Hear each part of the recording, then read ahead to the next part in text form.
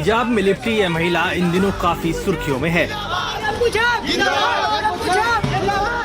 सीवान के बाहुबली नेता, पूर्व एमपी और आरजेडी के संस्थापकों में से एक मोहम्मद शहाबुद्दीन की विधवा हिना शहाब सीवान लोकसभा से चुनावी मैदान में हैं। हिना निर्दलीय चुनाव लड़ रही हैं।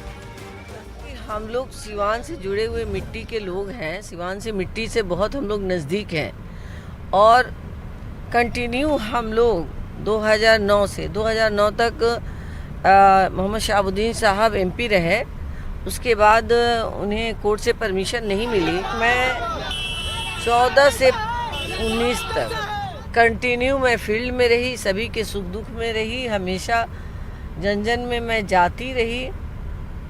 इसके बाद मैं कंटिन्यू जन सेवा में रहूँ।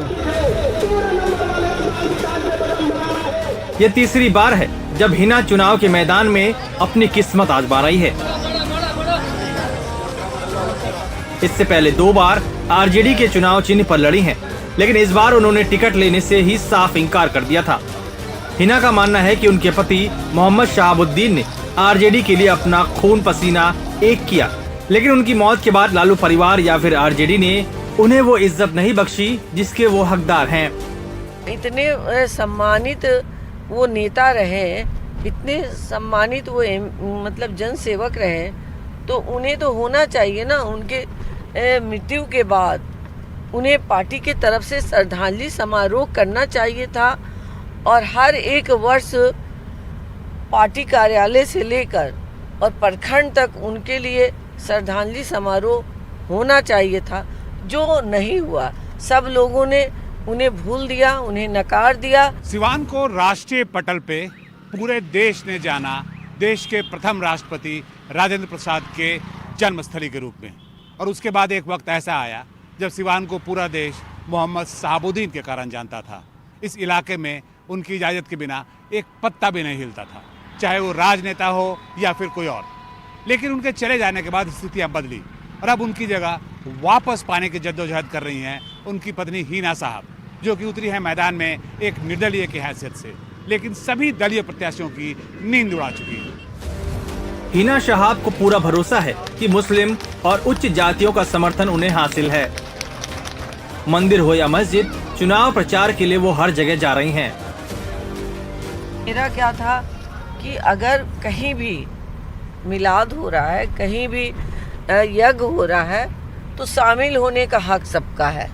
अगर समाज सेवा में है तो सबको समान रूप से लेकर चलना है आपको। वहीं आरजेडी से मैदान में है अवध बिहारी चौधरी। उनका क्या दावा है, ये भी सुनिए। यहाँ लड़ाई एनडीए और इंडिया के बीच होगी। एनडीए बहुत धरती पर है और इंडिया बहुत ऊपर है, तीसरा कोई दिखाई नहीं देगा। तो हिना साहब को आप मानते ही नहीं है कि वो टक्कर में हम काहे को मानने जाए? वो अपना लड़ रही है। आपके पुराने मित्र की कोई मित्र की बात नहीं है। राजनीति के मैदान में हमारा बाप भी आ जाएगा तो नीति की लड़ाई होगी और उससे जम का बहुत पुराना संबंध। वहीं जेडीयू ने विजय लक्ष्मी कुशवाहा को टिकट दिया है। ये पूर्व विधायक रमेश सिंह कुशवाहा की पत्नी है। रमेश सिंह के ऊपर हत्या जैसे मामले हैं, तो उन्होंने अपनी पत्नी विजय लक्ष्मी कुशवाहा को टिकट सौंप दिया। रमेश कुशवाहा ने प्रचार की कमान खुद संभाली हुई है, क्योंकि उनकी पत्नी को राजनीति का तजुर्बा नहीं है। वो मानते हैं कि सीवान के लोगों को शहाबुद्दीन के वो खौफ वाले दिन याद हैं। वो मॉडल था विनाश का, वो मॉडल था आतंक का, वो मॉडल था भय का। उससे सीवान 2009 के बाद, ऐसे तो बिहार तो मुक्त हो गया भय से 2005 में ही, लेकिन 9 में जाकर के सीवान मुक्त हुआ। और जब एनडीए का प्रतिनिधित्व जिन हाथों में आ गया, एनडीए के हाथों में आ गया, तब से सीवान थोड़ा और भय मुक्त हो गया। सीवान की जनता उस पुराने दौर को अपने दिमाग में रखी हुई है, उस पुराने दौर को लौटने देना नहीं चाहती है। एक बार सीवान विधानसभा से दीजिएगा तो आपका छाती चौड़ा। आरजेडी ने लालू प्रसाद यादव के पुराने साथी अवध बिहारी चौधरी पर भरोसा किया है।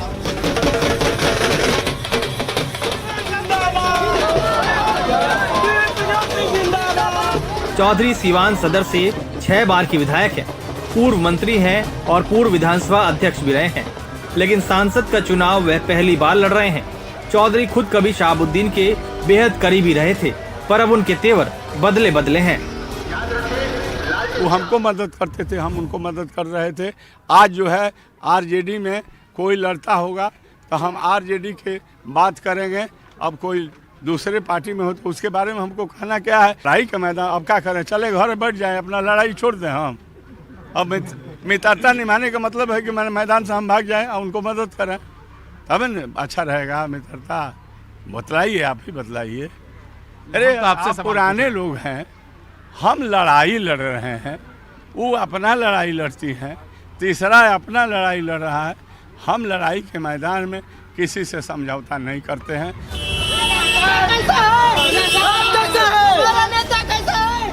हिना शहाब के मैदान में उतरने से ये मुकाबला त्रिकोणीय हो गया है। सिवान की जनता भी उसी हिजाब से बटी बटी दिख रही है। क्षेत्रीय पार्टी जाके सरकार नहीं न बना लगी, कोई भी पार्टियां, राष्ट्रीय पार्टियां वही सरकार बनाएगी। हम लोग केंद्र में देखते हैं, केंद्र में जिनका साथा रहता है उन्हीं को हम लोग चुनते हैं कैंडिडेट को। जाति पर कोई इस समय नहीं दे रहा है। यह नहीं है जो आप जात फलाना जात है, चिलाना जात है, जाति से नहीं वो मतलब है।